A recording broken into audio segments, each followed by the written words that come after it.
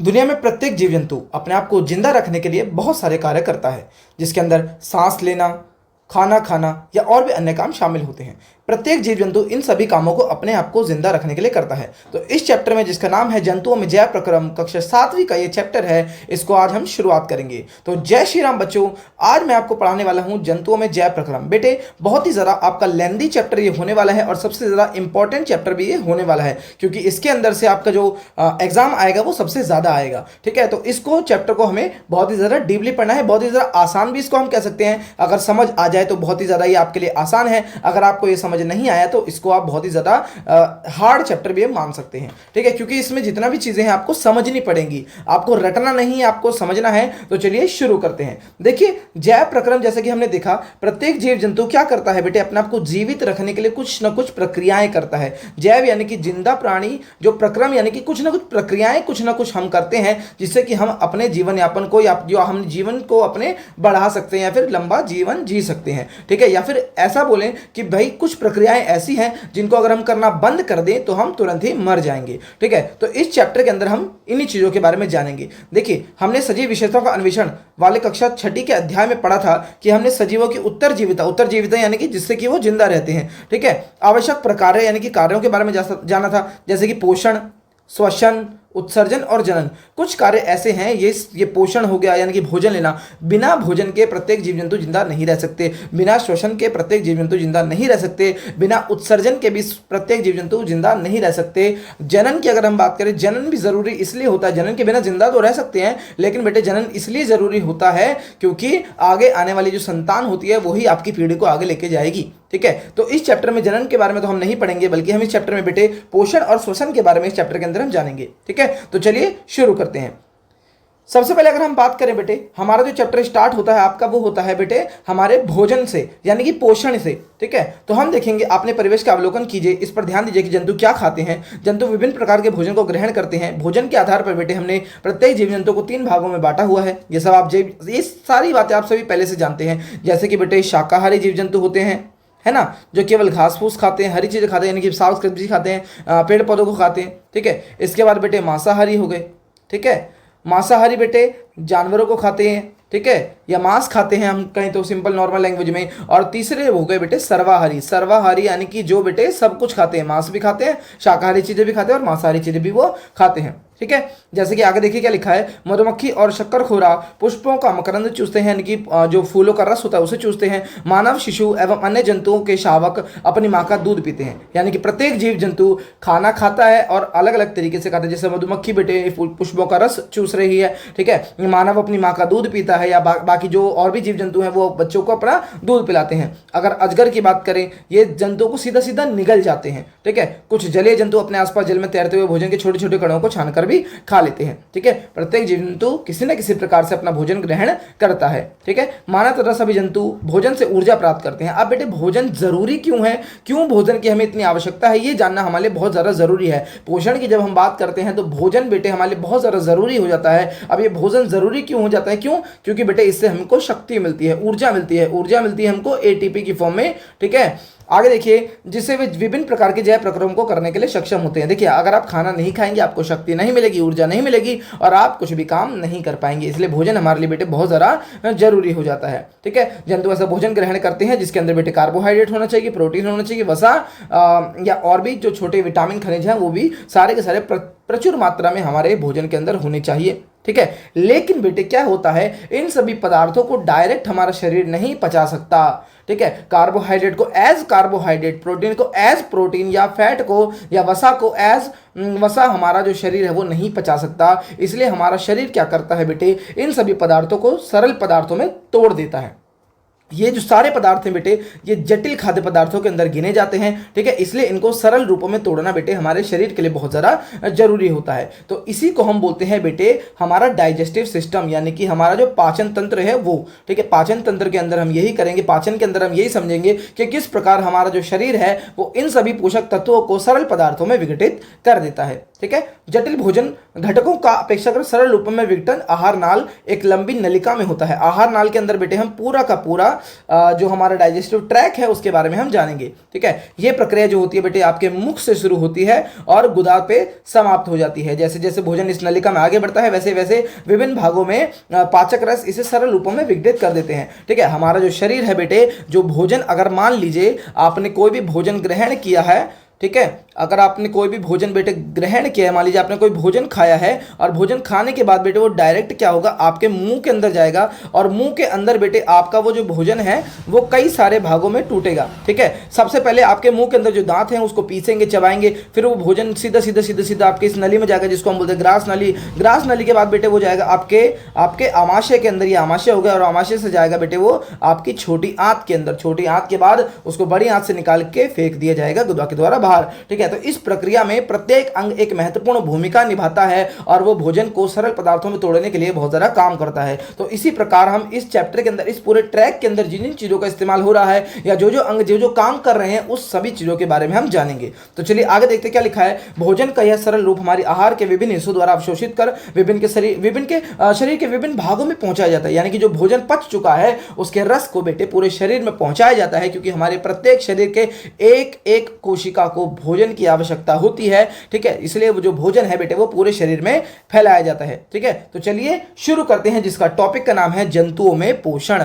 जंतुओं में पोषण की बात करेंगे तो बेटे हमने देखा कि हमारा जो पोषण का जो ट्रैक है वो सबसे पहले शुरू होता है बेटे हमारे मुख से। ठीक है, विभिन्न जंतुओं में जटिल भोजन घटक किस प्रकार सरल रूपों में विघटित होते हैं, शरीर द्वारा उपयोग किए जाते हैं, क्या सभी जंतुओं में इस प्रक्रम समान होता है, ये सब हम जानेंगे। इस चैप्टर के अंदर हम बेटे गाय के बारे में भी पढ़ेंगे कि उनका शाकाहारी जंतुओं का जो ट्रैक जो फूड ट्रैक होता है वो कैसा होता है, मानव के बारे में पढ़ेंगे। ठीक है, तो बहुत सारे जीव जंतुओं के बारे में हम इस चैप्टर में पढ़ेंगे। तो सबसे पहला जो टॉपिक है बेटे वो है हमारा मानव में पाचन। मानव में पाचन किस प्रकार से हो रहा है बेटे उसके बारे में हम जानेंगे। तो चलिए शुरू करते हैं। सबसे पहले बेटे हमने देखा कि जो हमारा पाचन हो रहा है वो मुख से लेकर आपका बेटे मुख गुहा से भोजन यात्रा का आरंभ शुरू हो जाता है। यानी कि जो हमारा भोजन है सबसे पहले बेटे मुख के अंदर जाता है। ठीक है, यहां पर मैं साइड बाय साइड आपको बेटे नोट्स भी बनवाता रहूंगा, तो आप ध्यान से देखिएगा। देखिए, सबसे पहले जो हमारा भोजन है बेटे वो मुंह के अंदर जाता है या मुख के अंदर जाता है। अब हमारे मुंह के अंदर बेटे तीन चीजें हमको पाई जाती हैं। एक होते हैं बेटे हमारे दांत, ठीक है, एक होती है हमारे बेटे जीभ, और एक चीज और होती है जिसको हम बोलते हैं लार ग्रंथि या लाला ग्रंथि। ठीक है, ये तीन चीजें हमारे मुख के अंदर पाई जाती हैं। ठीक है, दांतों का काम बस इतना है कि बेटे वो खाने को पीस देंगे, चबाने के काम आएंगे। ठीक है, जीभ उनको टेस्ट करेगी या फिर हमारी जो लार है उसके साथ मिक्स करने का भी वो काम करती है। और लाला ग्रंथि का सबसे इंपॉर्टेंट काम ये होता है बेटे कि ये मुख के अंदर ही आंशिक पाचन शुरू कर देती है, यानी कि थोड़ा सा पाचन हमारा मुंह के अंदर ही शुरू हो जाता है। जो हमारा मंड होता है बेटे ये उसको शर्करा में कन्वर्ट कर देती है, ये उसको शर्करा में, जो हमारी लार है वो मंड को मुख के अंदर ही शर्करा में कन्वर्ट कर देती है। चलिए और आगे हम ध्यान से समझ लेते हैं। देखिए, इसके अंदर हम देखेंगे बेटे भोजन के मुख में प्रवेश करते ही हमारा जो खाना है उसकी यात्रा आरंभ हो जाती है। ठीक है, सबसे पहले हमारे दांत क्या करते हैं बेटे, क्रशिंग का काम करते हैं, यानी कि संदलन करते हैं, उसको तोड़ने का काम करते हैं, भोजन को छोटे छोटे टुकड़ों में तोड़ देते हैं। ठीक है, भोजन को आरंभिक विघटन के द्वारा छोटे छोटे टुकड़ों में तोड़ दिया गया है। ठीक है, इसको बोलते हैं यांत्रिक पाचन। क्या बोलते हैं बेटे, यांत्रिक पाचन बोला जाता है इसको। ठीक है, अब आगे देखिए, इसके साथ ही अगर हम अपने फेवरेट भोजन के बारे में अगर सोचें तो हमारे मुंह में बेटे पानी आ जाता है। ये जो पानी आता है ये लार कहते हैं इस पानी को। ठीक है, अब ये जो लार है बेटे हम जब खाते हैं इस लार का काम क्या होता है मैंने आपको पहले बता दिया, लेकिन इसके अंदर भी हम और अच्छे से पढ़ लेंगे। ठीक है, अगर मान लीजिए उन्होंने एग्जाम्पल दिया है, मान लीजिए अगर आप उबले चावल हो गए या फिर गेहूं हो गया, ठीक है, इनको 30 से 60 सेकंड तक अच्छी तरह चबाएंगे तो क्या होगा बेटे, चबाते रहने पर इनका स्वाद मिठास आने लग जाएंगे, स्वाद में, है ना, मीठा मीठा लगने लग जाएगा आपको। ठीक है, क्यों, क्योंकि इनके अंदर बेटे मंड होता है। ठीक है, जो कि एक कार्बोहाइड्रेट का ही एक प्रकार है। हमारी लार क्या करती है बेटे, मैंने आपको पहले बताया, हमारी जो लार है बेटे वो क्या करती है, पाचक रस होता है उसके अंदर जो मंड को शर्करा में कन्वर्ट कर देता है, मंड को शर्करा में बांट देता है, मंड को शर्करा में तोड़ देता है। ये हमारी लार का काम होता है, इसको आपको अच्छे से याद करना है। ठीक है, आगे देखिए, जो मंडयुक्त भोजन जैसे रोटी अधिक समय तक चबाने से मीठा लगने लग जाता है, क्योंकि लार क्या करती है बेटे, उसको मुंह के अंदर ही शर्करा में कन्वर्ट करना शुरू कर देती है। ठीक है। अब एक विज्ञान एवं समाज के बारे में थोड़ा सा देखेंगे। इसमें क्या लिखा है कि मुख का स्वास्थ्य बनाए रखने के लिए इसे स्वच्छ रखना आवश्यक है, यानी कि हमें अपने माउथ को हमेशा क्लीन करके रखना चाहिए, साफ करके रखना चाहिए। हमें दिन में 2 बार अपने दांतों का मंजन करना चाहिए, जीभ को भी साफ रखना चाहिए बेटे, ठीक है। इसके अलावा और भी बहुत सारे तरीके हैं जिससे कि हम क्या कर सकते हैं, अपने मुंह को साफ रख सकते हैं। दंतक्षय यानी कि दांतों का टूटना और मुख की दुर्गंध से बचने के लिए हमें बार बार भोजन करने के बाद बेटे कुल्ला भी करना चाहिए, ठीक है। आगे देखिए, अब यहाँ पर आपको बेटे एक क्रियाकलाप दिया है। इसमें क्या बोला गया है कि 2 परखनलियाँ लेनी है आपको, का और खा, ठीक है। परखनली का में छोटे चम्मच उबले चावल डालने हैं, ठीक है। परखनली खा में भी छोटे चम्मच उबले चावल ही डालने हैं, ठीक है। और चबाने के बाद डालना है, ठीक है। दोनों परखलियों में 3 से 4 ml जल डालना है, ठीक है। यानी कि का के अंदर नॉर्मल चावल डाले, खा के अंदर हमने चबाने के बाद चावल डाले हैं,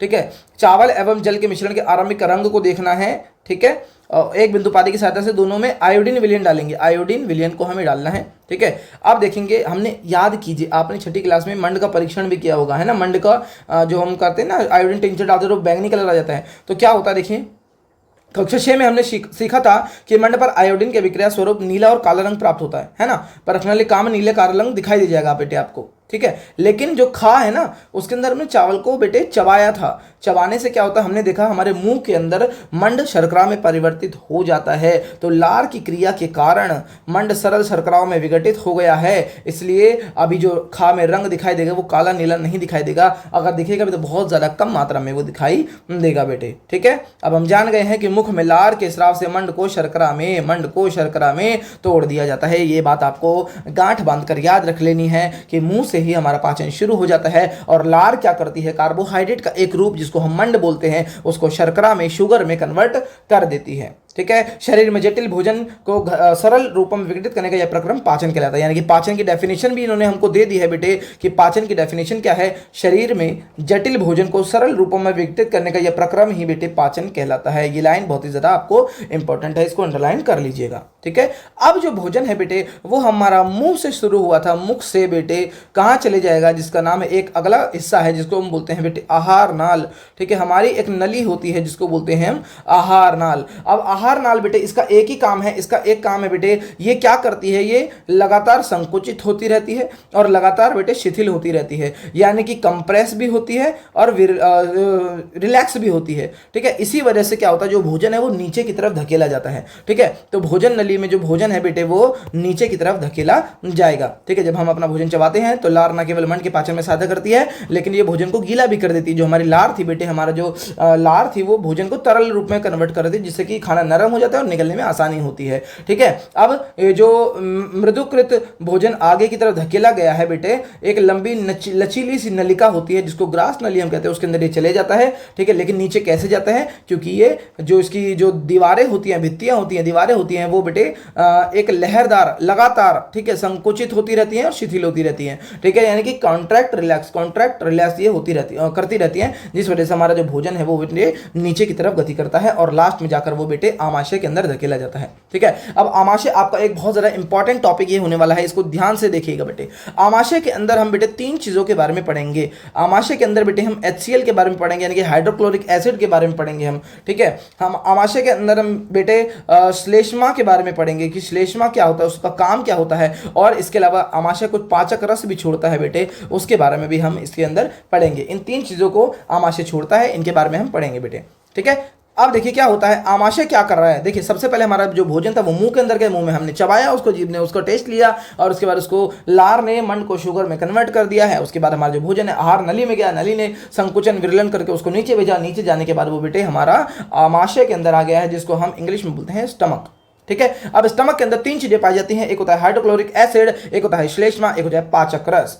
ठीक है। देखिए अब ये क्या काम करता है, आमाशय में भोजन के मंथन के लिए भित्तियां जो है वो संकुचित और शिथिल होती है, यानी कि इसकी दीवारें भी बेटे कॉन्ट्रैक्ट रिलैक्स होती रहती हैं, ठीक है। अब क्या होता है, आमाशय के आंतरिक आस्तर यानी कि जो अंदर की दीवार है बेटे, उससे ना कई सारे जो रस स्त्रावित होते हैं, ठीक है। आमाशय में बेटे अम्ल होता है जिसको हाइड्रोक्लोरिक अम्ल कहते हैं, पाचक रस होता है और श्लेष्मा भी होता है। अब इन तीनों का एक एक करके हम काम जान लेंगे, बहुत ही ज्यादा इंपॉर्टेंट है, इसको याद कर लीजिएगा, बहुत ज्यादा इंपॉर्टेंट है बेटे आपके लिए ये। सबसे पहले अगर हम देखें बेटे आमाशय का काम देखेंगे, ठीक है। आमाशय का पाचक रस में भोजन प्रोटीन आमाशय का पाचक रस भोजन में उपस्थित प्रोटीन को अपेक्षाकृत सरल विकटों में वो कर देता है, तोड़ देता है। ठीक है, देखिए अब ध्यान से देखिए बेटे, जो पाचक रस है ना बेटे, पाचक रस, इसके अंदर जो काम बताया गया है वो बेटे पाचक रस का काम बताया गया है। किसका काम? पाचक रस का।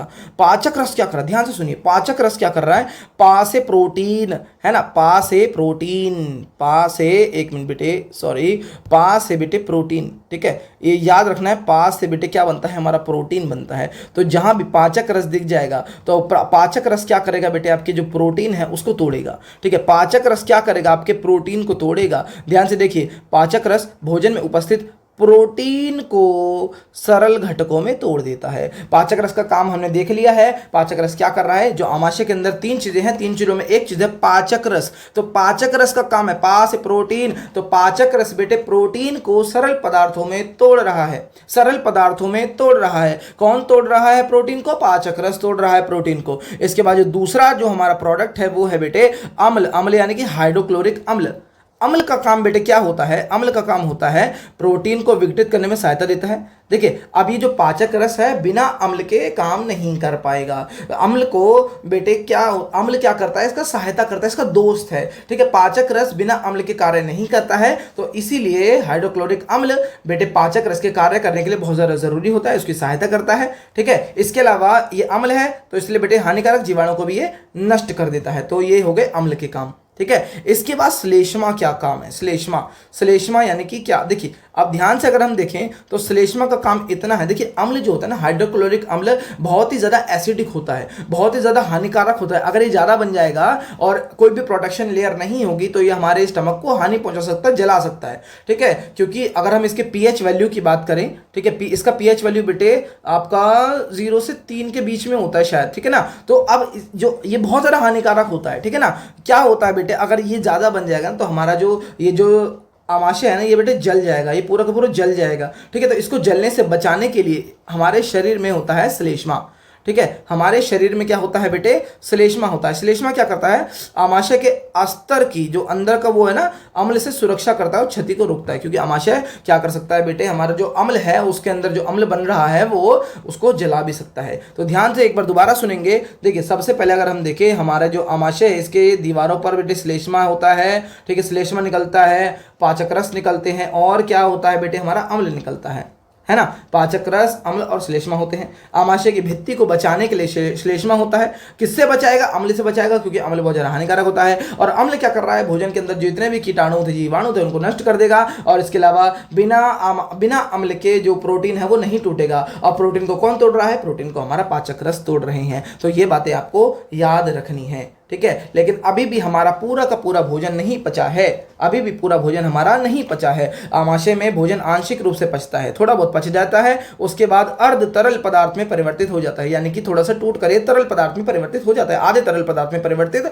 हो जाता है। अब ये पाचन के लिए अगले चरण के लिए तैयार है। अब भोजन को भेज दिया जाएगा बेटे छोटी आंत में। इससे पहले हम एक चीज और देख लेते हैं, एक रोचक तथ्य। आपने आपकी छोटी बुक्स होती है ना, तीसरी चौथी क्लास में, उसमें भी था ये शायद। ठीक है ना, तो हमारे शरीर में आमाशय की कार्यप्रणाली की खोज संयोगवश हुई थी, यानी कि अचानक से एकदम दुर्घटनावश हो गई थी। ठीक है, सन 1822 में एक व्यक्ति था एलेक्सिस सेंट मार्टिन। ठीक है, एक व्यक्ति के दुर्घटनावश पेट में गोली लग गई बेटे।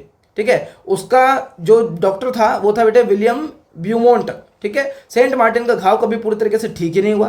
ठीक है, और उसके पेट में छोटा सा छेद रह गया बेटे। उस छेद से ही आमाशय के अंदर जितनी भी पाचन क्रियाएं होती थी ना, उसको प्रत्यक्ष रूप से देखा जाता था। ठीक है, तो इसी प्रकार से कौन सा भोजन कितना देर में पकता है या विघटन कैसे होता है वो सब खोज की गई थी। ठीक है, तो इसके बाद क्या होता है? आमाशय के बाद जो हमारा भोजन है बेटे वो कहाँ चले जाता है? हमारा भोजन चले जाता है बेटे छोटी आंत में, जहां पर फाइनल डाइजेशन होता है। अंत में जो सबसे जो हमारा पाचन है ना बेटे, जो पूर्ण पाचन हम जिसे बोलेंगे, पूर्ण पाचन छोटी आंत में ही होता है। लेकिन अब छोटी आंत क्या करेगी? छोटी आंत को चाहिए बेटे, छोटी आंत अकेले काम नहीं करती है। छोटी आंत को भोजन, देखिए अब इसको समझने से पहले आप एक चीज ध्यान से देखिए, यहां पर एक ट्रैक दिया हुआ है आपको। इस ट्रैक को अगर मैं थोड़ा सा जूम करूं तो यहां पर इसको ध्यान से समझिएगा। जो हमारा भोजन था ना बेटे, हमने सुना होगा भाई, कोई बंदा ज्यादा तला हुआ खा रहा है, उसका लीवर खराब हो गया। अरे लीवर कैसे खराब हो गया? लीवर में तो खाना जाता ही नहीं है। जब लीवर में खाना जा ही नहीं रहा तो लीवर कैसे खराब हो रहा है? पेट, स्टमक खराब होना चाहिए, आंतें खराब होनी चाहिए, लेकिन लीवर कैसे खराब हो गया? लीवर कैसे फैटी हो गया? है ना। तो लीवर के अंदर तो भोजन जा ही नहीं रहा। लीवर यानी कि यकृत की मैं बात कर रहा हूँ यहाँ पर बेटे, मैं बात कर रहा हूँ यहाँ पर यकृत की, इस लीवर की मैं बात कर रहा हूँ। ये लीवर कैसे बार बार खराब हो जा रहा है, ये लीवर क्यों खराब हो रहा है, इसके अंदर तो खाना जा ही नहीं रहा, है ना। जो हमारा खाना जा रहा है बेटे वो कहाँ जा रहा है, मुंह से बेटे सबसे पहले आहार नाल में गया, आहार नाल से आमाशय के अंदर आया, आमाशय से डायरेक्ट वो छोटी आंत में चले गया, यहाँ पर तो गया ही नहीं, नो बाबा ना, ठीक है। यानी कि आमाशय के यकृत के अंदर हमारा जो भोजन है बेटे वो नहीं जा रहा है, हमारा जो भोजन है वो डायरेक्ट बेटे कहाँ, छोटी आंत में गया, और छोटी आंत से होते होते होते होते वो बड़ी आंत में गया, और बड़ी आंत में भी गुजर गुजर के वो मलाशय के अंदर इकट्ठा हुआ और बाद में गुदा द्वारा बाहर निकाल दिया गया। तो हम दो चीजों को तो यहाँ पे मिस कर गए हैं, एक अग्नाशय और एक यकृत। अब इन दोनों का काम तो बड़ा तगड़ा है, लेकिन इनका डायरेक्ट क्या होता है बेटे, डायरेक्ट पाचन में कोई संबंध नहीं होता है, डायरेक्ट खाना इनके अंदर नहीं जाता है। तो इसलिए इन दोनों को हम एसोसिएटेड ग्लैंड्स बोलते हैं, ठीक है। अब देखिए अब क्या होता है, ध्यान से समझिए। आंशिक रूप से पचा हुआ भोजन आमाशय से होकर क्षुद्रांत्र में, छोटी आंत को हम बोलते हैं क्षुद्रांत्र, क्या बोलते हैं बेटे, क्षुद्रांत्र बोलते हैं, वहां पर ये फैल जाता है। यह फैली हुई आहार नाल का चित्र होता है। अब जो हमारी क्षुद्रांत्र है, नाम है छोटी आंत लेकिन काम बड़े बड़े और साइज में भी सबसे बड़ी होती है ये, ठीक है। जो हमारी छोटी आंत होती है, नाम से छोटी है बेटे लेकिन साइज बहुत बड़ा है, 6 से 7 मीटर ये लंबी हो सकती है, ठीक है, जो कि आपकी कक्षा की छत की ऊंचाई से लगभग 2 गुनी होती है। सोचो इतनी बड़ी है ये बेटे, ठीक है। ये आहार नाल का सबसे लंबा भाग होता है, ठीक है। नाम से ही छोटी आंत है क्योंकि पतली होती है ना, ये पतली होती है इसलिए इसका नाम है छोटी आंत, ठीक है। अब छोटी आंत क्या कर रही है, छोटी आंत बेटे अकेले काम नहीं करती, अकेले काम नहीं करती, इसको चाहिए इसके दोस्त। तो छोटी आंत क्या करेगी, 3 स्तोत्रों से पाचक रस स्राव प्राप्त करती है, यानी कि इसको भी पाचक रस मिलते हैं। कौन कौन देता है, कौन कौन देता है, सबसे पहले तो खुद निकालती है, पहले तो खुद ही निकाल लेगी, ठीक है। क्षुद्रांत्र का आंतरिक आस्तर होता है जो 2 और अन्य आहार नाल से संबंध से 2 रचनाएं हैं, जिसका नाम है यकृत यानी कि हमारा लीवर, यकृत यानी कि हमारा बेटे लीवर, लीवर हो गए, लीवर चचा, ठीक है। इसके बाद हो गए हमारे बेटे अग्नाशय, अग्नाशय, अग्नाशय यानी कि हमारा बेटे पैनक्रियास, अग्नाशय यानी कि हमारा पैनक्रियास, ठीक है। तो अब ये दोनों मिलकर इसको क्या करते हैं, अपने भी रस देते हैं, अपने भी ये रस देते हैं। कौन कौन से रस देते हैं आप ध्यान से सुनिए। जो यकृत होता है, अगर हम यकृत की बात करें, ये जो यकृत है, लीवर है, लीवर एक रस छोड़ता है। लीवर बेटे एक ग्लैंड है, हमारे शरीर की सबसे बड़ी ग्लैंड लीवर है। अब जहां पर भी आपको ये शब्द दिख जाए ग्लैंड, ग्लैंड क्या होती है बेटे, ये ऐसी संरचनाएं होती है शरीर की जहां से कुछ ना कुछ जो हमारे हार्मोन होते हैं वो स्रावित होते हैं, छोड़े जाते हैं। तो यकृत भी क्या करता है बेटे, पित्त रस को छोड़ता है। यकृत क्या करता है बेटे, पित्त रस को छोड़ता है। पित्त रस क्या करता है, अब पित्त रस बेटे आप देखिए, अब यहां पे एक चीज लिखी हुई है कि ये जो पित्त रस होता है ये क्षारीय होता है, क्षारीय होता है। अब ये क्षारीय का हम क्या करेंगे, ये क्षारीय भोजन का हम क्या करेंगे। अब यहां पर वापस आ जाइए, डायग्राम पे वापस आ जाइए। हमने देखा था, हमने क्या देखा था कि हमने देखा कि भाई हमारा जो भोजन था ना, हमारा जो भोजन आमाशय के अंदर गया, आमाशय के अंदर एक अम्ल बना था जिसका नाम था HCl, हाइड्रोक्लोरिक अम्ल, हाइड्रोक्लोरिक अम्ल, याद आया, हाँ या ना बोलो, हाइड्रोक्लोरिक अम्ल बना था। अब हाइड्रोक्लोरिक अम्ल इतना ज़्यादा एसिडिक होता है ना, तो इसीलिए जो क्षुद्रांत्र करती है, क्षुद्रांत्र क्या करती है, उस भोजन को उसको क्या करती है बेटे, अम्ल को। हमने देखा था बेटे, अगर आपने इससे पहले वाली क्लासेस में अम्ल और क्षारक के बारे में पढ़ा है तो आपको पता होगा कि अगर हमें अम्ल को नलीफाई करना हो, अम्ल को हमें बेटे नलीफाई करना, उसकी पावर को खत्म करना हो तो हमें उसके अंदर क्षारक डालना पड़ता है ना, क्षारक डालना पड़ता है, जिससे कि भोजन क्या हो जाएगा बेटे, हमारा उदासीन हो जाएगा। यानी कि अम्ल और क्षारक को मिलाने से दोनों चीजें उदासीन हो जाती है, ठीक है। तो इसीलिए जो क्या करती है हमारी क्षुद्रांत्र, क्या करेगी बेटे, हमारी क्षुद्रांत्र रस छोड़ती है। और इसके अलावा यकृत भी एक रस छोड़ता है जिसको हम बोलते हैं पित्त रस, और पित्त रस होता है क्षारीय, यानी कि जो अम्ल था अब उसको क्षारीय में कन्वर्ट कर दिया जाएगा, उसको उदासीन बना दिया जाएगा, है ना।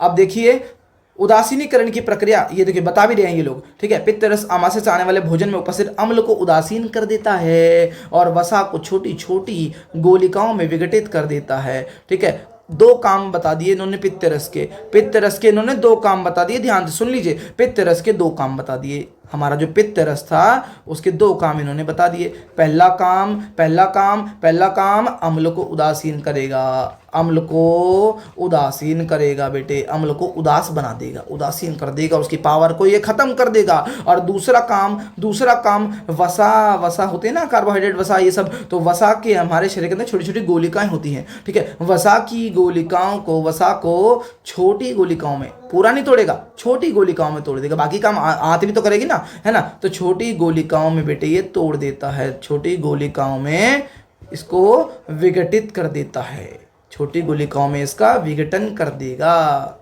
ठीक है। तो ये दो काम हो गए हमारे पित्त रस के, जिससे कि पाचन और भी ज़्यादा आसान हमारे लिए हो जाएगा, ठीक है। इसके बाद अब हमारे इसका काम तो हो गया खत्म, है ना। हमारे लीवर से तो हमने काम खत्म कर लिया, लीवर ने दे दिया हमको पित्त रस, यकृत ने दे दिया हमको पित्त रस। पित्त रस के दो काम, पहला काम अम्ल को उदासीन करेगा, पहला काम। और दूसरा काम क्या हो गया बेटे, पित्त रस का दूसरा काम हो गया, जो वसा है उसको छोटी छोटी गोलिकाओं में वो तोड़ देगा। अगर मान लीजिए वसा की एक बहुत बड़ी गोली है, तो इसको बेटे वो क्या करेगा, छोटी छोटी गोलिकाओं में तोड़ देगा, जिससे कि इसका पाचन और भी ज्यादा बेटे आसान हो जाए। तो आपको इसको याद रखना है। आगे देखिए, दूसरी चीज है बेटे हमारा अग्नाशय, यानी कि जिसको हम बोलते हैं बेटे पैनक्रियास। अब पैनक्रियास भी अग्नाशयी रस छोड़ता है, अपने नाम का ही रस छोड़ देता है। ये भी क्षारीय होता है, जो अम्ल को उदासीन करेगा, वही अम्ल को ये भी उदासीन करने में सहायता करेगा, ठीक है। इसके अलावा बहुत ही ज्यादा मेजर इंपॉर्टेंट काम इसका होता है, ध्यान से सुनिए। इसका काम होता है बेटे, क्या काम होता है इसका बबुआ, इसका काम होता है कार्बोहाइड्रेट, प्रोटीन, वसा को विघटित करना। ये डायरेक्टली कार्बोहाइड्रेट को, प्रोटीन को और वसा को भी तोड़ना शुरू कर देता है, ठीक है। ये इसका अग्नाशयिक रस का काम होता है, ठीक है। इसके बाद क्षुद्रांत्र की भित्ति से भी रस स्रावित होता है। जो हमारी छोटी आंत थी वो भी कुछ ना कुछ बेटे रस स्रावित करती है, ठीक है, जो कि वसा और आंशिक रूप से पचे हुए कार्बोहाइड्रेट को, प्रोटीन को और भी अधिक सरल पदार्थों में तोड़ देती है, ठीक है। यानी कि अब हमारा खाना पूरी तरीके से टूट चुका है। अब टूटने के बाद क्या होगा, देखिए ध्यान से समझ लीजिए। जो हमारा कार्बोहाइड्रेट था, वो टूट जाएगा ग्लूकोज में। सॉरी लिखने में गलती हो रही है आज। वो टूट जाएगा बेटे हमारा ग्लूकोज में, ठीक है। वसा टूट जाएगी बेटे हमारी फैटी एसिड में टूटता है, तो वसीय अम्ल हो गया, ठीक है। इसके अलावा ग्लिसरॉल में भी ये टूटती है बेटे, ग्लिसरॉल, ठीक है। इसके अलावा जो हमारे प्रोटीन चचा हैं बेटे, वो अमीनो अम्ल में टूटते हैं, अमीनो अम्ल में ये टूट जाते हैं, ठीक है। तो आपको ये याद रखना है। आगे देखिए, जो पचा हुआ भोजन है उसका क्या किया जाएगा, ठीक है। पचे हुए भोजन को क्षुद्रांत की भित्तियों में पाए जाने वाले रक्त वाहिकाओं में।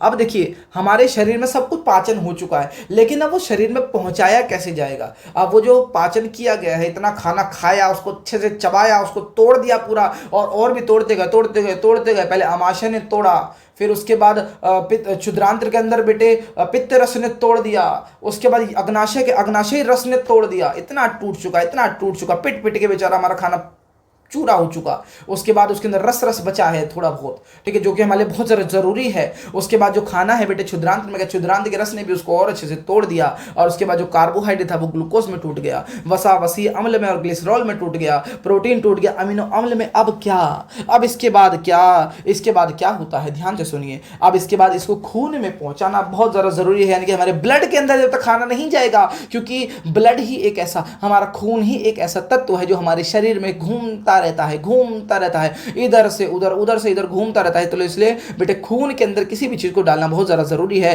क्योंकि हमारा खून ही हमारी सांसों में जो हमारी कार्बन डाइऑक्साइड है, ऑक्सीजन है, उसको भी घुमाता है, भोजन को भी घुमाता है। हर चीज़ का जो ट्रांसपोर्टेशन का काम है वो हमारा बेटे खून ही करता है। यानी कि खून हमारा क्या है बेटे, बैलगाड़ी है, इधर से उधर सामान को ढोने के काम आता है। तो रक्त वाहिकाओं में हम क्या करेंगे, पचे हुए भोजन में क्षुद्रांत्र की भित्तियों में ना ऐसे उंगली जैसे निशान होते हैं बेटे। ये उंगली जैसे निशान आपको दिख रहे होंगे, ये उंगली, हर जगह उंगली नहीं करनी चाहिए, ठीक है। तो ये जो उंगलियों के निशान है बेटे, ये इनको बोलते हैं दीर्घ्रुम। क्या बोलते हैं बेटे, दीर्घ्रुम। अब ये दीर्घ्रुम होते हैं हमारे बेटे क्षुद्रांत्र के आंतरिक स्तर पे, यानी कि अंदर की दीवारों में, और इन दीवारों पर बेटे ध्यान से अगर हम समझें तो इन दीवारों पर क्या होती हैं, इन दीवारों पर बेटे छोटी छोटी नसें होती हैं ब्लड की, ठीक है, ब्लड कैपिलरीज होती हैं, ठीक है, वेसल्स होती हैं, ब्लड वेसल्स होती हैं। इन्हीं से क्या होगा, जो हमारा भोजन है वो सोख लिया जाएगा और इन्हीं के द्वारा बेटे वो नसों में चले जाएगा, नसों से सीधा ब्लड में घुलेगा, ब्लड में घुलने के बाद वो पूरे शरीर में पहुंच जाएगा।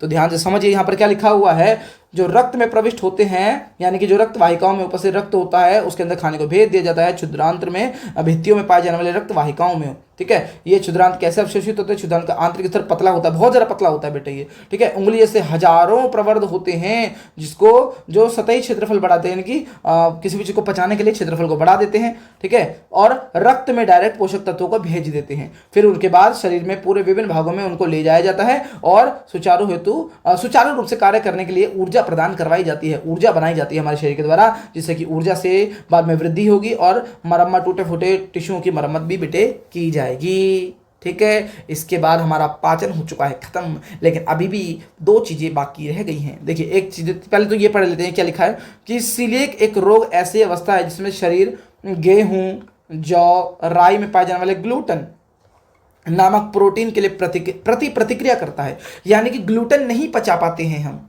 आपने बहुत सारा जो अमीर लोग होते हैं ना, आपने देखा भाई आई डोंट वांट ग्लूटेन आटा, I want only gluten free आटा, है ना, आपने सुना होगा।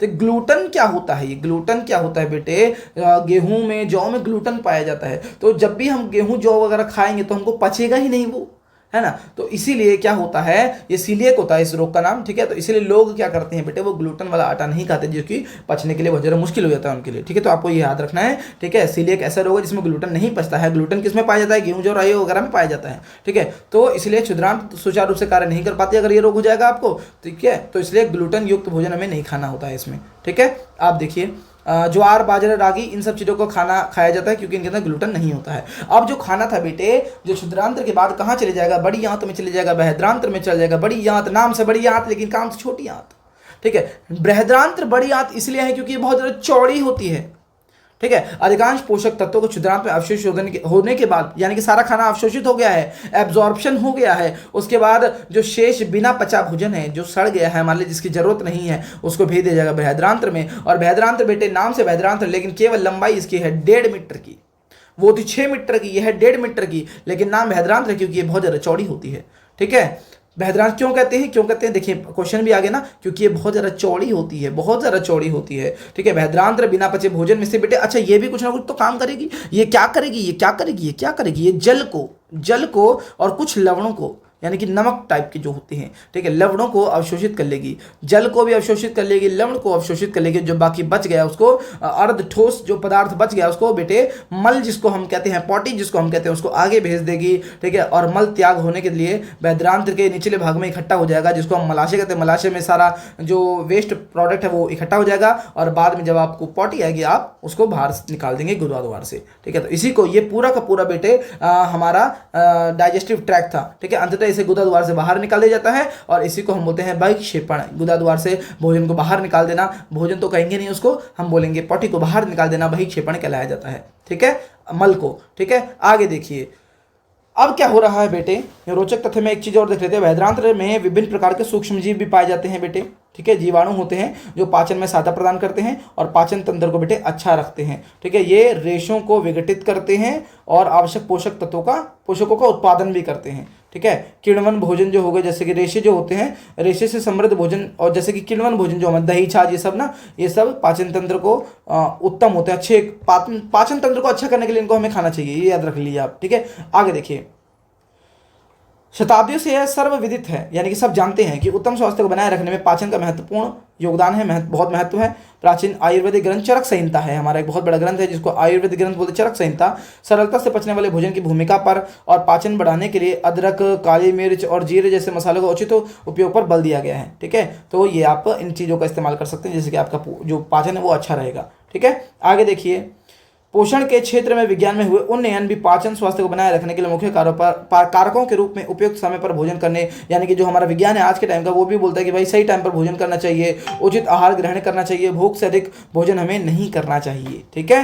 अब देखिए ये हमारा जो मनुष्य वाला जो भोजन का जो हमने नाल पढ़ा है, पूरा का पूरा सिस्टम पढ़ा है, वो खत्म हो चुका है। अब देखते हैं एक क्वेश्चन हमारे सामने आता है, क्या सभी जंतुओं में भोजन का पाचन मनुष्यों की भांति होता है? क्या सभी जीव जंतु मनुष्यों की तरह ही भोजन इकट्ठा करते हैं, भोजन को खाते हैं? ठीक है, तो इसी के बारे में हम जानेंगे। यहाँ पे एक क्वेश्चन है, ये लड़का सोच रहा है कि मैंने गायों को अपना भोजन चबाते हुए देखा है, जबकि उस समय ना तो वे कुछ खा रही थी ना ही चर रही थी। ऐसा क्यों हो रहा है? यानी कि गाय, हमारा जो गाय माता होती है, हमारी गौ माता होती है, वो हमेशा भोजन को चबाती रहती है। अब ये क्या करते हैं वो देखिए, ध्यान से अगर हम देखें तो इसको भी समझिए, बहुत ही ज़्यादा आसान है। ये भी क्या लिखा है, घास खाने वाले जंतु जैसे कि गाय और भैंस आंशिक रूप से घास को चबाते हैं, यानी कि पहले घास को धीरे धीरे वो चबा लेते हैं थोड़ा थोड़ा, उसके बाद उसको निगल जाते हैं। निगलने के बाद आमाशय में जाती है, वो आमाशय के अंदर चली गई। ठीक है, आमाशय के अंदर जाने के बाद आमाशय में भोजन का आंशिक रूप से पाचन होता है, जैसे हमारे में होता है वैसे थोड़ा बहुत पाचन हो जाता है। ठीक है, धीरे धीरे चबाए जाने के बाद वापस वो मुंह में लेके आते हैं भोजन को। मुंह में लाने के बाद वापस से उसको रोमंथन करते हैं, यानी कि उस भोजन को धीरे धीरे और ज्यादा चबाया जाता है। ठीक है, और जो भी जीव जंतु ऐसा करते हैं उनको रोमंथी जीव जंतु बोला जाता है। ठीक है, गाय दिन के लगभग 8 घंटे अपना भोजन चबाने में लगा देती हैं। ठीक है, और पूर्णतः चबाया गया भोजन अधिक पाचन हेतु दोबारा से आहार नाल में चले जाता है। ठीक है, यानी कि पहले पेट के अंदर गया, वापस मुंह के अंदर थोड़ा थोड़ा लाए, दोबारा चबाते रहे और वापस से आहार नाल के अंदर उसको भेज दिया गया। ऐसा जो भी है हमारे गाय वगैरह के अंदर होता है बेटे। आगे देखिए, पक्षियों के अंदर क्या होता है? पक्षियों के दांत नहीं होते बेटे, तो पक्षी अब भोजन कैसे चबाएंगे? पक्षी, अगर आपने देखा होगा कबूतर वगैरह को, वो सबसे पहले थोड़े थोड़े कंकड़ पत्थर निगल लेते हैं, है ना। तो इससे क्या होता है, जो पेट के अंदर कंकड़ पत्थर हैं, जो भोजन को खाएंगे ना, डायरेक्ट निकल जाएंगे, तो उससे क्या होगा, जो कंकड़ पत्थर से भोजन पीस पीस के टूट जाएगा। ठीक है, तो देखिए अब क्या होता है, इनके आमाशय में मांसपेशीय प्रकोष्ठ होता है एक, ठीक है, जिसको हम गिजार्ड बोलते हैं, पेशणी बोलते हैं, गिजार्ड बोलते हैं। ये रही पेशणी बेटे, ये वाली पेशणी है ये। ठीक है, पक्षियों द्वारा पोषणी की भित्तियों को संकुचन और शिथिलन, ये भी संकुचन शिथिलन करती है, कॉन्ट्रैक्ट रिलैक्ट करती रहती है ना, कॉन्ट्रैक्ट और रिलैक्स करती रहती है। ठीक है, इससे भोजन को तोड़ा जाता है। निकले गए छोटे छोटे कंकड़ और बजरी इसकी सहायता से ही होता है। ठीक है, जो मैंने आपको पहले बता दिया कि जो कंकड़ पत्थर है उनसे भी खाना घिस घिस के टूट जाएगा। ठीक है, आगे देखिए, यह दर्शाता है कि जंतुओं ने भोजन के पाचन के लिए विभिन्न प्रकार के अनुकूलन के लिए अपने आहार नाल की संरचना और प्रकार में कुछ विभिन्नताएं विकसित कर ली हैं, यानी कि उनका जो आहार नाल है वो थोड़ा थोड़ा विभिन्न हो चुका है, विकसित हो चुका है। ठीक है, आगे देखिए, हमने सीखा है कि पचाए गए भोजन के पोषक शरीर के विभिन्न भागों में ले जाए जाते हैं, यानी कि जो पोषक तत्व होता है पूरे शरीर में फैलाया जाएगा। ठीक है, कुछ पोषक शरीर की वृद्धि करेंगे और मरम्मत भी करेंगे। ठीक है, जबकि शर्करा जैसे ग्लूकोज जो भी हो गए वो ऊर्जा प्रदान करने के लिए तुरंत हमारे शरीर के अंदर विकसित हो जाएंगे। ठीक है, जिसको हम, अच्छा, एक बहुत ही ज़्यादा इंपॉर्टेंट लाइन बेटे, इसको अंडरलाइन कर लीजिएगा, अंडरलाइन कर लेना, बहुत ज़्यादा इंपॉर्टेंट लाइन में आपको बताने वाला हूँ। देखिए, वह प्रक्रिया जिसके द्वारा पोषक प्रयोजन में ऊर्जा परिवर्तित होते हैं उसे श्वसन कहते हैं। ठीक है, यानी कि भोजन का जो उपयोग हम कर रहे हैं ऊर्जा बनाने के लिए, वो श्वसन के द्वारा होता है। अब आप तो सोचेंगे भाई श्वसन का मतलब तो सांस लेना होता है। सांस लेना श्वसन का मतलब नहीं होता है बेटे। अगर मैं श्वसन की बात करूं, श्वसन है क्या, ये जो हमारा नया टॉपिक ही है जंतुओं में श्वसन, तो श्वसन क्या है बेटे? अभी तक हमने केवल पाचन के बारे में पढ़ा, लेकिन श्वसन क्या है? बिना श्वसन के तो हम भोजन पचा ही नहीं पाएंगे। देखिए क्या हो रहा है, देखिए अगर हम देखें बेटे, ठीक है, निरंतर सांस लेते हुए हम वायु को अंदर लेते हैं और बाहर निकाल देते हैं, यानी कि ऑक्सीजन को अंदर लिया, कार्बन डाइऑक्साइड को बाहर निकाल दिया। ठीक है, तो इसको हम बोलते हैं, देखिए क्या होता है बेटे, अगर हम ध्यान से देखें, यहाँ पे लिखा हुआ है वायु को शरीर के अंदर ले जाना, इसको बोलते हैं अंतःश्वसन, यानी कि अंदर की तरफ लेके जाना, और बाहर निकालना, इसको बोलते हैं उच्च श्वसन। ठीक है, इस प्रक्रिया में हम ऑक्सीजन लेते हैं। अब सारा खेल है ऑक्सीजन का। ऑक्सीजन को जब हम अंदर लेते हैं तभी हमारा जो ग्लूकोज है, जो ऊर्जा है, वो बन पाती है हमारे शरीर के अंदर। ठीक है, कार्बन डाइऑक्साइड को हम निकाल देते हैं, निर्मुक्त कर देते हैं। ठीक है, अब इस ऑक्सीजन का उपयोग कैसे किया जा रहा है? इस ऑक्सीजन का ही मेन काम है, मैंने आपको पहले ही बता दिया है। ऑक्सीजन का उपयोग कैसे किया जाएगा? क्या श्वास लेना और श्वसन भिन्न है? ठीक है, जो मैंने आपको पहले बता दिया, श्वसन एक प्रक्रिया है जिसके द्वारा हम अपने भोजन को विघटित करते हैं और ऊर्जा बनाते हैं। ठीक है, लेकिन सांस लें तो बेटे एक फिजिकल फैक्टर है। ठीक है, फिजिकल एक प्रक्रिया है जिसके द्वारा हम केवल सांस ले रहे हैं वो। ठीक है, तो हम देखते हैं श्वास कैसे लेते हैं। सबसे पहले हम पूरे के पूरे इसके भी ट्रैक के बारे में जान लेते हैं। जिस प्रकार से हमने अपने पाचन तंत्र के बारे में जाना, हम श्वास कैसे लेने के लिए उसका ट्रैक का इस्तेमाल करते हैं, उसको भी हम जान लेते हैं। वायु को शरीर के अंदर लेने के लिए बाहर निकालने की प्रक्रिया श्वास कहलाती है, यानी कि वायु को शरीर के अंदर लेना और बाहर निकाल देना, इसको ही हम श्वास लेना बोलते हैं। सिंपल सी बात, ये फिजिकल एक एक्टिविटी जो हम निरंतर करते रहते हैं। भोजन के बिना हम 1 सप्ताह तक, पानी के बिना 1 दिन अथवा 2 दिन या 3 दिन, ठीक ठीक है, लेकिन सांस लिए बिना कुछ मिनटों से अधिक हम जीवित नहीं रह सकते। ऐसा क्यों? हम सभी जीवित है क्योंकि हम श्वास लेते हैं। केवल मनुष्य ही नहीं अपितु पादप यानी कि पेड़ पौधे, अन्य जंतु भी श्वास लेते हैं। ठीक है, लेकिन कैसे लेते हैं वो हम जानेंगे। जिस प्रकार आपने पाचन तंत्र में एक विशिष्ट पथ के बारे में हमने जाना, इसी प्रकार बेटे श्वसन के लिए भी हमारे पास एक पथ होता है जिसको हम बोलते हैं श्वसन तंत्र। इसी तंत्र के बारे में हम जानेंगे। आपको ये पूरा का पूरा ट्रैक हमको दिखा रखा है यहाँ पर। सबसे पहले खाना गया, जो खाना कह रहा हूँ सॉरी, आपकी जो वायु थी वो नासा द्वार के अंदर गई, नाक के अंदर गई, नाक के बाद श्वास नली में, फिर कोशिकाओं के अंदर, फिर ठीक है 2 फेफड़े होते हैं। ठीक है, तो ये सब हम देखेंगे कैसे कैसे क्या होता है। ठीक है, देखिए श्वसन तंत्र के विभिन्न भाग होते हैं। ठीक है, इस तंत्र में गैसों का आदान प्रदान होता रहता है बेटे। ठीक है, जिस पथ से वायु शरीर के अंदर जाती है और बाहर निकलती है उसी को श्वसन तंत्र बोला जाता है। ठीक है, श्वसन तंत्र का आरंभ होता है नासारंध्र यानी कि नाक के छेदों के द्वारा से। ठीक है, जिनको हम नासा द्वार भी कहते हैं। वहां से हम वायु को अंदर की तरफ लेते हैं। ठीक है, अंदर वायु को लिया जाता है। ठीक है, और बाहर भी वहीं से निकाला जाता है। ठीक है, ये वायु के गोले वायु के छोटे युगल पथ से होकर निकलते हैं जिसे नासा पथ कहते हैं। अब हमारे नाक के अंदर अगर आप ध्यान से देखें, यहाँ पर अगर आप ध्यान से देखें तो ये नाक के ये 2 छेद अगर मैं बना दूं तो ये जो पूरा ट्रैक है ना, ये हमारा नासा द्वार, नासा पथ हो गया है ना, नासा पथ हो गया बेटा, ये पैसेज हो गया पूरा का पूरा। ठीक है, तो नासा द्वार में सूक्ष्म रोम हो गए। ठीक है, ये रोम श्लेष्मा के साथ मिलकर हमारी नाक के अंदर बेटे छोटे छोटे बाल होते हैं। इसके अलावा श्लेष्मा भी होता है। श्लेष्मा क्या करता है, जो भी गंदगी वगैरह है ना उसको चिपका लेता है, धूल के कण और गंदगी को बेटे फंसा लेते हैं, जो कि हमारी नाक में सांस लेनी चाहिए, मुंह से नहीं लेनी चाहिए। इसलिए बोला जाता है कि भाई मुंह से सांस मत लो, क्योंकि मुंह के अंदर ना ही बाल होते ना ही श्लेष्मा होता है। अगर आप मुंह से सांस लेंगे तो बैक्टीरिया वगैरह भी अंदर जा सकते हैं, लेकिन जो धूल के कण वगैरह हैं अगर मुंह से सांस लेंगे तो अंदर चले जाएंगे, लेकिन नाक से सांस लेंगे तो बेटे वो बालों में या श्लेष्मा में चिपक जाएंगे और अंदर नहीं जा पाएंगे। ठीक है, अब देखिए जो हमने सांस ली थी वो हमारे नासा द्वार से होकर डायरेक्ट कहां जाती है, फेफड़ों के अंदर चली जाती है। श्वास नली में 2 शाखाओं में। अब जो हमारी सांस की नली है बेटे 2 भागों में विभक्त हो जाती है, यानी कि 2 फेफड़ों में विभक्त हो जाती है। ये 2 फेफड़े बेटे पुनः छोटी छोटी अपेक्षाकृत महीन शाखाओं में विभक्त हो जाते हैं, जिनमें छोटे छोटे लास्ट में गुब्बारे लगे होते हैं, जिनको हम कूपिकाएं कहते हैं। ये हमारे फेफड़े पसली पिंजर के द्वारा सुरक्षित रहते हैं। अब इसको मैं ध्यान से समझाता हूँ, इस डायग्राम पे आ जाइए, एक बार ध्यान से आइए। देखिए क्या हो रहा है। सबसे पहले अगर हम देखें, मैं इसका कलर चेंज कर लेता हूँ। देखिए सबसे पहले नासा द्वार के अंदर हवा गई। ठीक है, हवा आने के बाद यहाँ पे आएगी। ठीक है, यहाँ पर श्वास नली होती है हमारी। हमारे बेटे 2 नलियाँ होती हैं। एक हमने पढ़ा था अभी आहार नली के बारे में। आहार नली में भोजन जाता है, लेकिन श्वास नली में बेटे वायु जाती है, तो वायु श्वास नली में गई। अब ये श्वास नली जो है यहाँ पर 2 भागों में बढ़ गई, एक इस वाले फेफड़े की तरफ और एक इस वाले फेफड़े की तरफ। अब इस फेफड़े में अगर आप ध्यान से देखें तो ये फेफड़े कई छोटी छोटी ब्रांचेस में टूट गए हैं ना, छोटी छोटी ब्रांचेस में टूट गए हैं। अब इन ब्रांचेस के अंदर यहाँ पे छोटे छोटे बेटे गुब्बारे ऐसे गुब्बारे होते हैं।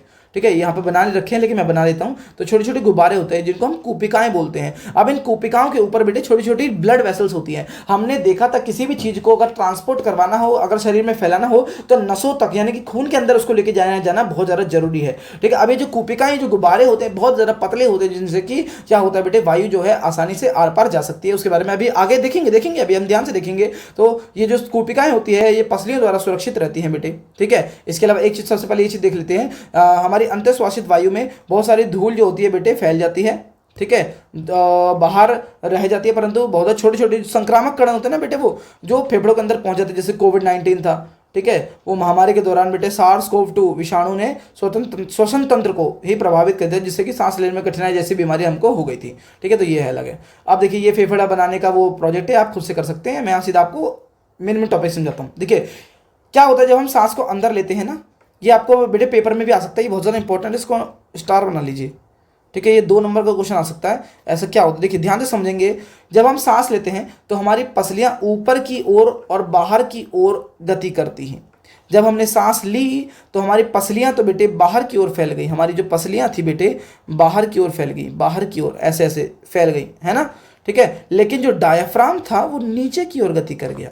डायफ्राम नीचे की ओर, हमने सांस ली, हमारी पसलियां ऊपर की तरफ गई, डायफ्राम नीचे गया, विपरीत हो गया। ठीक है, हमने सांस ली, हमारे फेफड़े ऊपर गए और डायफ्राम नीचे गया, डायफ्राम नीचे गया। डायफ्राम क्या होता है, एक ये मसल होती है, ये वाली ये पूरे का चॉकलेटी जो मसल दिख रही है आपको। ठीक है, तो इस मसल की हम बात करें, ये नीचे जाता है। जब हम सांस लेते हैं नीचे जाता है, जब हम सांस छोड़ते हैं तो फेफड़े अंदर की तरफ आते हैं और डायफ्राम बेटे ऊपर आ जाता है वापस। ठीक है, तो आपको ये याद रखना है। ठीक है, अंतःश्वसन के दौरान डायफ्राम क्या होता है, फेफड़ों के नीचे गुंबदाकार पेशी होती है, मैंने दिखा भी दिया आपको ये। ठीक है, नीचे की ओर गति करता है, इससे वक्ष गुहा का विस्तार हो जाता है बेटे, और वायु फेफड़ों में प्रवेश कर जाती है। जब आप बाहर छोड़ते हैं तो पसलियाँ नीचे जाती हैं और ये ऊपर की तरफ वापस आ जाता है। ठीक है, तो ये आपको याद रखने की कब कौन सी गति करता है ये। ठीक है, आगे देखिए एक चीज़ ये और पढ़ लेते हैं हम, स्वस्थ जीवन के लिए श्वसन का अभ्यास। देखिए प्राणायाम के बारे में हम अगर बात करें, ठीक है, शताब्दियों से भारत और विश्व भर की विभिन्न संस्कृतियों में श्वसन के अभ्यास दिए जाते हैं जिसको हम प्राणायाम बोलते हैं। ठीक है, श्वसन तंत्र के स्वास्थ्य, चित्त शांति और एकाग्रता को बढ़ाने के लिए भी ये करते हैं। लद्दाख में लोग तम्मो श्वास का अभ्यास करते हैं, तुम्मो श्वास का अभ्यास करते हैं। एक ऐसी तकनीक है जो ठंडे मौसम में शरीर को गर्मी प्रदान करती है बेटे, और फेफड़ों के प्रकार को सुधारने में भी सहायता होती है, यानी कि फेफड़े और ज़्यादा ताकतवर हो जाते हैं इससे। ठीक है, जिससे कि स्वास्थ्य को बढ़ावा दिया जा सकता है। कुछ परंपराओं में गहरी श्वास लेने के साथ मंत्रोच्चार भी किया जाता है। ठीक है, मंत्र को भी गाया जाता है जिससे कि मानसिक शांति भी हमको मिल जाती है। ठीक है, आगे देखिए हम श्वास की तरह क्या छोड़ते हैं। अब हम सांस में हमको पता है बेटे ऑक्सीजन लेते हैं और कार्बन डाइऑक्साइड छोड़ते हैं। इसका पता कैसे चला? इन्होंने एक क्या किया, एक नली ली, ठीक है, 2 नलियों में इन्होंने चूने का पानी डाल दिया। ठीक है, अब चूने का पानी जो होता है बेटे वो कार्बन डाइऑक्साइड के साथ रिएक्ट कर देता है और दूधिया हो जाता है। ठीक है, जब पिचकारी से इसके अंदर हवा भरी गई तो ये ऐसा का ऐसा ही रहा, लेकिन जब एक इंसान ने इसके अंदर हवा भरी मुंह से तो बेटे ये दूधिया हो गया। क्यों? क्योंकि इन्हें कार्बन डाइऑक्साइड के साथ रिएक्ट कर दिया। ठीक है, तो चूने का पानी जो होता है बेटे कार्बन डाइऑक्साइड के साथ प्रतिक्रिया कर लेता है और दूधिया हो जाता है। ठीक है, तो अंतःश्वासित वायु के अंदर बेटे कार्बन डाइऑक्साइड होती है। ठीक है, अच्छा मैंने आपको कुपिकाओं के बारे में बताया ना, ये देखिए यहाँ पे दे भी रखा है कि गैसों का विनिमय किस प्रकार से होता है। हमारे फेफड़े के अंदर गोल गोल कुपिकाएं होती है, मैंने बताया था ना आपको, ये गोल गोल कुपिका वही है बेटे।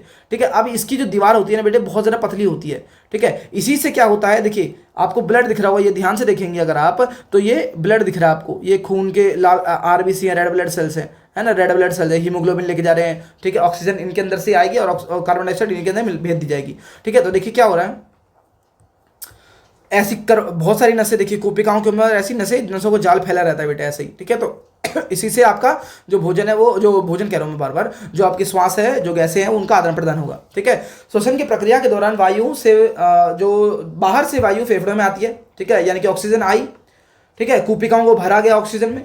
कुपिकाओं की भित्तियां पतली होती है, मैंने पहले आपको बता दिया है। ठीक है, उनके ऊपर छोटी छोटी नलियां होती हैं, नलियों में बेटे जो हमारा ब्लड होता है। ठीक है, और ब्लड के अंदर ये जैसी हमारी वो चली जाएगी। ठीक है, सबसे पहले क्या होता है, रक्त शरीर से कार्बन डाइऑक्साइड को कोपिकाओं तक लेके जाएगा। कार्बन डाइऑक्साइड को पहले कोपिकाओं तक लाया गया, कोपिकाओं के अंदर कार्बन डाइऑक्साइड डाली गई और जो ऑक्सीजन थी उसको वापस से रक्त के अंदर डाल दिया गया। ठीक है, वायु से निर्मुक्त किया गया। इसी समय कोपिकाओं ने ऑक्सीजन को, ठीक है, दोनों चीजें एक साथ हो गई, कोपिकाओं ने कार्बन डाइऑक्साइड वापस ली, ऑक्सीजन को डाल दिया। ठीक है, और जैसे ही ऑक्सीजन खून में जाएगी, ऑक्सीजन क्या हो जाएगी, पूरे शरीर में फैल जाएगी। ठीक है, जो हम भोजन ग्रहण करते हैं अब उस भोजन को ऑक्सीजन के द्वारा तोड़ा जाएगा। ठीक है, ऊर्जा जो मिल रही है बेटे वो ऑक्सीजन की वजह से मिल रही है। प्राप्त ऊर्जा जो है केवल भोजन पर ही नहीं बल्कि श्वास के ऊपर भी डिपेंड करती है, ऑक्सीजन के ऊपर डिपेंड करती है। मैं आपको पहले बता चुका हूं। देखिए क्या होता है, जब हम खाना खाते हैं हमारा शरीर उसे शर्करा के लिए, ग्लूकोज बनाने के लिए तोड़ता है, साथ ही ऊर्जा बनाता है बेटे। ऊर्जा बनाता है वो एटीपी की फॉर्म में, एटीपी की फॉर्म में, एडिनो से ट्राइफॉस्फेट। ठीक है, आगे देखिए ग्लूकोज को विघटित करने में ऑक्सीजन की बहुत भूमिका होती है, बिना ऑक्सीजन के ग्लूकोज विघटित नहीं होता है। इसी प्रक्रिया को हम श्वसन भी कहते हैं, यानी कि ऑक्सीजन के द्वारा ग्लूकोज को तोड़ देना, ऑक्सीजन के द्वारा ग्लूकोज को तोड़ देना श्वसन कहलाता है। ठीक है, इसकी जो प्रक्रिया है वो इस प्रकार है कि ग्लूकोज को जब ऑक्सीजन के साथ मिलाया गया तो हमारे पास कार्बन डाइऑक्साइड आया। ठीक है, जिसको हम बाहर निकाल देंगे। इसके अलावा जल और ऊर्जा हमारे को मिल जाएगी एटीपी की फॉर्म में। ठीक है, अब हमारे जो फेफड़े हैं वो बेटे लगभग 21% ऑक्सीजन हमारे वायुमंडल में होती है, ये हम सबको पता है, और कार्बन डाइऑक्साइड लगभग 0.04% हम लेते हैं। इसके अलावा छोड़ने के लिए जब हम सांस को छोड़ते हैं उच्छ्वसित वायु में हम 16 से 17% ऑक्सीजन भी छोड़ते हैं और 4 से 5% बेटे कार्बन डाइऑक्साइड को भी छोड़ा जाता है। इसको आपको याद रखना है। ठीक है, श्वसन लेने के दौरान हम अपने वातावरण से वायु को अंतःश्वसित करते हैं, यानी कि सांस लेते हैं तो उच्छ्वसित श्वासों में यानी कि वायु को छोड़ देते हैं, सांस को निकाल देते हैं। ठीक है ना, ऑक्सीजन का उपयोग पूरी तरीके से नहीं होता है क्योंकि कुछ जंतु श्वसन के दौरान ऑक्सीजन के अधिक भाग का उपयोग कर सकते हैं, यानी कि कुछ जीव जंतु ऑक्सीजन का ज्यादा उपयोग करते हैं। ठीक है, तो गैसों का यह विनिमय सुनिश्चित करता है कि हमारे शरीर के प्रत्येक भाग को ऊर्जा उत्पन्न करने के लिए, अपशिष्ट पदार्थ को बाहर निकालने के लिए ऑक्सीजन मिले। ठीक है, यानी कि ऑक्सीजन को पूरे शरीर को ऑक्सीजन की जरूरत होती है बेटे। ठीक है, सरल शब्दों में कहें तो श्वास लेने के दौरान ऑक्सीजन शरीर के अंदर जाती है, कार्बन डाइऑक्साइड बाहर निकल जाती है, जबकि श्वसन में ऑक्सीजन का उपयोग भोजन के विघटन हेतु और ऊर्जा को बनाने के लिए किया जाता है। ये मैं आपको बहुत बार बता दिया, इसको मैं दूसरे कलर से कर देता हूँ बेटे। इस लाइन बहुत ज़्यादा इंपॉर्टेंट है, इसको अंडरलाइन कर लीजिएगा आप अपनी बुक में भी। ध्यान से सुनिए, दोबारा से मैं बता रहा हूँ, श्वसन के बारे में क्वेश्चन आएगा तो यही लिखना है आपको कि भाई क्या होता है श्वसन में ऑक्सीजन का उपयोग भोजन के विघटन के लिए और ऊर्जा को निकालने के लिए, निर्मुक्त करने के लिए किया जाता है। यह ऊर्जा हमको बेटे चलने में काम आएगी, है ना, चलने दौड़ने खेलने, यहाँ तक कि सोचने में भी सहायता करती है। ठीक है, श्वास लेना एक शारीरिक प्रक्रिया होता है, लेकिन जो श्वसन होता है एक रासायनिक प्रक्रिया होता है। रासायनिक प्रक्रिया क्यों होता है? क्योंकि इसके अंदर आपको देखिए बेटे केमिकल रिएक्शन आपको देखने को मिल रहा है। ठीक है, क्योंकि ग्लूकोज कार्बन डाइऑक्साइड और ग्लूकोज ऑक्सीजन का इस्तेमाल करके कार्बन डाइऑक्साइड जल ऊर्जा हमने बना दी है। ठीक है, लेकिन जो हमने श्वास लेते हैं वो बेटे केवल शारीरिक प्रक्रिया है, क्योंकि इसमें हम केवल सांस ले रहे हैं और छोड़ दे रहे हैं। लेकिन श्वसन के अंदर हम भोजन को तोड़ने का काम कर रहे हैं, भोजन से ऊर्जा बना रहे हैं। ठीक है, तो ये दोनों प्रक्रियाएं, पोषण भी और ये श्वसन भी जीवों के लिए बेटे बहुत ज़्यादा अनिवार्य होती हैं। हमारे शरीर में पोषकों, ऑक्सीजन और अन्य पदार्थों के परिवहन के लिए एक विशिष्ट तंत्र होता है, इसको बोलते हैं परिसंचरण तंत्र। ठीक है, इसमें दिल भी होता है, खून भी होता है और नसें होती हैं, रुधिर वाहिकाएं होती हैं। ठीक है, हृदय रुधिर यानी कि रुधिर बेटे रक्त होता है, खून होता है। हृदय रुधिर वाहिकाओं के माध्यम से रुधिर को पंप करता है, यानी कि जो हमारा दिल है वो खून को पंप करता है। पंप करने के बाद जो हमारा खून है पूरे शरीर में फैल जाता है। फैलने के बाद वो पोषकों को, ऑक्सीजन को, अन्य पदार्थों को बेटे इधर से उधर लेके जाता है। ठीक है, और बाद में अवशिष्ट पदार्थों को शरीर से बाहर भी निकाल दिया जाता है। ठीक है, यहाँ पर एक चीज है, क्या है देखिए ध्यान से समझेंगे। धूम्रपान, अगर हम धूम्रपान करेंगे वो स्वास्थ्य के लिए हानिकारक होता है। जो बीड़ी वगैरह पीते हैं वो बेटे बहुत ज़्यादा हानिकारक होती है। तो ये सब आपको नशे से दूर रहना चाहिए, क्योंकि इससे फेफड़ों को बेटे हानि पहुंचती है। फेफड़ों के कैंसर वगैरह भी हो सकते हैं, जो कि श्वसन रोगों को जोखिम फैला सकते हैं, बढ़ावा दे सकते हैं। इससे लगातार खांसी आती है और बार बार संक्रमण होता रहता है। धुआं धूम्रपान करने वाले को हानि पहुंचाने के साथ साथ वायु में हानिकारक रसायनों को भी निर्मुक्त करता है। यह धुआं आसपास के व्यक्तियों को भी बेटे बीमार कर सकता है। धूम्रपान नहीं करने वाले व्यक्ति जब इस प्रदूषित वायु में सांस लेते हैं तो अनैच्छिक रूप से उनको भी बेटे धूम्रपान करने के लिए बाध्य हो जाते हैं वो। ठीक है, तो इसलिए बच्चों के लिए, वृद्धजनों के लिए, गर्भवती महिलाओं के लिए बेटे बहुत ज़्यादा हानिकारक होता है। ठीक है, आगे देखिए, क्या अन्य जीव जंतु भी मानवों की भांति सांस लेते हैं? अब हमारे पास तो बेटे पूरा का पूरा ट्रैक हो गया, लेकिन मान लीजिए जलीय जीव जंतु के बारे में क्या बात करेंगे। यहाँ पर देखिए आपको एक शब्द दिख रहा है, क्लोम। क्लोम क्लोम क्लोम क्लोम क्लोम, ये देखिए, ये मछली जहाँ से मुड़ती है ना तो इधर क्लोम होते हैं। देखिए क्या होता है, विभिन्न जंतु अलग अलग पर्यावासों में सांस लेते हैं। अब हम तो बेटे हवा में सांस ले रहे हैं, लेकिन मछली तो पानी में सांस लेगी। क्या होता है देखिए, वे सांस कैसे लेते हैं? जैसे जंतु, पक्षी, हाथी, शेर, गाय, बकरी, छिपकली, सांप अन्य फेफड़ों से सांस लेते हैं, क्योंकि ये वायु में रहते हैं। ठीक है, यद्यपि इन सभी जंतुओं में फेफड़े होते हैं, परंतु प्रत्येक जंतु में फेफड़ों की संरचना अलग अलग हो सकती है। जैसे कि अगर हम बात करें जलीय जंतु की, जो जल में रहते हैं, जैसे कि मछली, इनमें बेटे गलफड़े होते हैं, जिनको हम क्लोम बोलते हैं, गलफड़े। ठीक है, इनमें रक्त वाहिकाओं की प्रचुर आपूर्ति होती है। इन गलफड़ों में बहुत सारी रक्त वाहिकाएं होती हैं। रक्त और पानी में घुली गैसों के बीच ऑक्सीजन और कार्बन डाइऑक्साइड का विनिमय क्लोम के द्वारा होता है। डायरेक्ट ही ऑक्सीजन इन नसों के द्वारा कहाँ पहुंच जाती है बेटे, शरीर में पहुंच जाती है, और कार्बन डाइऑक्साइड को बाहर निकाल दिया जाता है। ठीक है, ये मछली के अंदर हो गया। अब बात करें उभयचर। उभयचर क्या होता है बेटे? उभयचर होता है वे जीव जंतु जो समुद्र और जल, यानी कि पानी और जल दोनों, पानी और जमीन दोनों जगह पर वो रह सकते हैं, उनको उभयचर बोला जाता है। जैसे कि मेंढक बेटे, वो थल और जल दोनों में रह सकता है। वे अपने जीवन की विभिन्न अवस्था में श्वास लेने के लिए विभिन्न भागों का उपयोग करते हैं। ठीक है, जैसे कि जब वो टैडपोल होता है, जब वो छोटा सा टैडपोल होता है, तब वो क्लोम से सांस लेता है, क्योंकि तब वो जल में रहता है। ठीक है, जब वो वयस्क मेंढक बन जाता है, थल पर सांस लेता है, तब वो फेफड़ों का उपयोग करता है। यानी कि बचपन में क्लोम से सांस लेता है, और जब बड़ा हो जाता है वो फेफड़ों का ही उपयोग करता है। जब वे जल में होते हैं तब वे त्वचा के द्वारा गैसों का विनिमय करते हैं, यानी कि त्वचा से वो सांस ले सकते हैं। यह अनुकूलन उन्हें जल और थल दोनों में जीवित रहने के लिए सहायता करता है। यह दर्शाता है कि जंतु समय के साथ साथ अपने परिवेशों के लिए अनुकूलित हो जाते हैं। अनुकूलित यानी कि बेटे ढाल लिया है सभी जीव जंतुओं ने अपने आप को प्रत्येक परिस्थिति में रहने के लिए। ठीक है, केचुए ऑक्सीजन कार्बन डाइऑक्साइड का आदान प्रदान अपनी नम त्वचा के लिए करते हैं, यानी कि केचुए भी अपनी त्वचा से ही सांस लेते हैं बेटे। अतः विभिन्न जंतुओं में अपने विशिष्ट पर्यावरण के अनुकूल सांस लेने के तरीके अलग अलग होते हैं बेटे, यानी कि सभी जीव जंतु अलग अलग तरीके से सांस लेते हैं। जीवन के निर्वहन हेतु विभिन्न कार्यों को संपन्न करने के लिए पाचन तंत्र भी है, श्वसन तंत्र भी है, परिसंचरण तंत्र। परिसंचरण तंत्र के अंदर हमने क्या पढ़ा है बेटे? हमने हृदय की कार्य प्रणाली के बारे में पढ़ा है। ठीक है, हृदय के बारे में पढ़ा है, रक्त के बारे में पढ़ा है, रक्त वाहिकाओं के बारे में पढ़ा है, यानी कि जिस प्रकार से जो हमारी रक्त वाहिकाएं हैं वो खाने को किस प्रकार से बेटे क्या करती हैं, इधर से उधर लेके जाती हैं, उसके बारे में हमने जाना है। ठीक है, तो इसी के बाद हमारा जो चैप्टर है बेटे वो होता है ख़त्म। इसके अंदर हमने पाचन तंत्र, श्वसन तंत्र, परिसंचरण तंत्र के बारे में थोड़ा थोड़ा जाना। हमने जो मेन बातें जानी है वो जानी है बेटे पाचन के बारे में और श्वसन के बारे में। परिसंचरण के बारे में इस चैप्टर में थोड़ा ज़्यादा नहीं है, इसके बारे में आप और भी बड़ी कक्षाओं में पढ़ेंगे, खास करके 10वीं क्लास में आप पूरी अच्छी तरीके से इसको पूरे चैप्टर को आप पढ़ेंगे। ठीक है, तो इसी के साथ आपकी वीडियो होती है ख़त्म। अगर आपको वीडियो अच्छी लगे तो लाइक शेयर सब्सक्राइब जरूर करें। ठीक है, और कमेंट में बताएं अगला चैप्टर किस वीडियो का आना चाहिए।